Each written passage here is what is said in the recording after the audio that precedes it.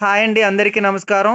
చిన్న స్థలాలున్నప్పుడు డిగ్రీల ప్రకారంగా ఏ విధంగా నిర్మాణం చేసుకోవాలని అడగటం జరుగుతుంది. మేము 20x50 సైటు వైజాగ్‌లో ఒక చిన్న స్థలానికి ప్లాన్ ఇవ్వడం జరిగిందనమాట. ఇది డిగ్రీల ప్రకారంగా ఏ విధంగా ఇచ్చామనేది మీకు ఈ రోజు వీడియోలో క్లియర్ కట్‌గా చూపిస్తాను. ఫస్ట్ మనం ఈ స్థలం ఏ విధంగా ఉందనేది మనం గూగుల్ ఎర్త్‌లో మీకు చూపిస్తానిప్పుడు ఫస్టు. ఓకే. మనం స్థలం చూద్దాం ఒకసారి.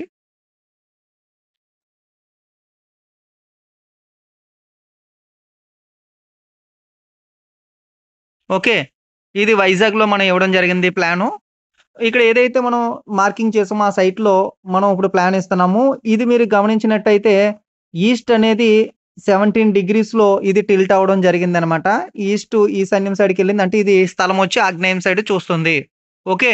ఈ స్థలంలో మనం స్మాల్ ప్లాన్ అనేది ఇవ్వడం జరిగింది. మీకిప్పుడు ఈ డిగ్రీలు 17 డిగ్రీస్ తిరిగినప్పుడు ఇటువంటి చిన్న స్థలాల్లో ఈశాన్యం కట్ట ఏ విధంగా చేంజ్ అవుతదనేది మీకు క్లియర్‌గా మీకు ఎక్స్‌ప్లెయిన్ చేసి వివరిస్తాను. ఓకే. ఇప్పుడు మన స్థలానికి చూస్తున్నాం. అంటే మన స్థలంలో ఏంటంటే సెప్టీ ట్యాంకులు, సంపులు, బోర్ పాయింట్లు ఏదైనా కామన్ టాయిలెట్ పెట్టుకున్న స్థలానికి మనం డిగ్రీస్‌లో సెట్ చేసుకోవాలనమాట. ఓకే. ఇప్పుడు మనం 17 డిగ్రీస్ టిల్ట్ చేసిన ఆహ్, 360 డిగ్రీల చక్రాన్ని మనం అప్లై చేసి చూడడం జరుగుతుంది. ఓకే. ఈ విధంగా మనం సెంటర్ పాయింట్ స్థలానికి సెంటర్ పాయింట్ అంటే దీన్ని నాభి అంటాం. ఈ సెంటర్ పాయింట్‌కి 360 డిగ్రీలని సెట్ చేసుకొని మనం సంపులు, బోర్ పాయింట్లు ఇయన్నీ కూడా చూసుకోవాలి. మీరిక్కడ గమనించినట్టయితే, ఇక్కడ అందరూ అనుకునేదేంటంటే, ఈ కార్నర్‌లో ఈశాన్యం ఉంటుందని చాలామంది అనుకుంటారు. ఎందుకంటే ఇది రెక్టాంగిల్ సైట్ ఇది. పొడవుగా ఉందనమాట. పొడవుగున్నప్పుడు ఇది 17 డిగ్రీస్ టిల్ట్ అవ్వడం వల్ల, ఈ కార్నర్‌లో ఈస్ట్ అనేది రావటం జరిగిందనమాట. ఓకే. ఈ మీరు చూడండి క్లియర్ కట్‌గా ఇదే ఈస్ట్. ఓకేనా? ఇక దీనికి ఈశాన్యం ఎక్కడికెళ్ళిపోయింది? ఆల్‌మోస్ట్ మిడిల్‌కి. మీరిక్కడ చూడండి ఇంగో ఈశాన్యం ఇది. ఆల్‌మోస్ట్ ఇక్కడ పూజా రూమ్ అని ఉంది కదా! అక్కడికి ఈశాన్యం అనేది రావటం జరిగింది ఈ స్థలానికి.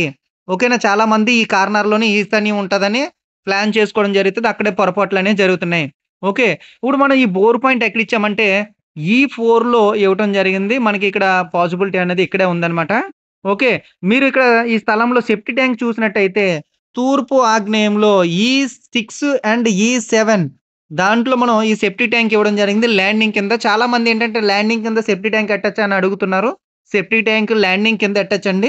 ఇక్కడ ఏదైతే మనం మొదట అడిగేస్తున్నామో ఆ అడుగు కింద మాత్రం ఈ సెప్టీ ట్యాంక్ ఉండకూడదండి. మనం మెట్ల మీద ఎళ్తున్నప్పుడు మెట్ల కింద అంటే గాల్లో వెళ్తాం గాబట్టి ఎటువంటి ప్రాబ్లమ్ అనేది సెప్టీ ట్యాంక్ వల్ల ఉండదు. ఓకే. మనం ఈ ప్లాన్‌లో సంపు చూసినట్టయితే ఈఎన్ఈలో అంటే తూర్పు ఈశాన్యంలో ఈ సంప్ అనేది ఇవ్వటం జరిగింది. ఓకే.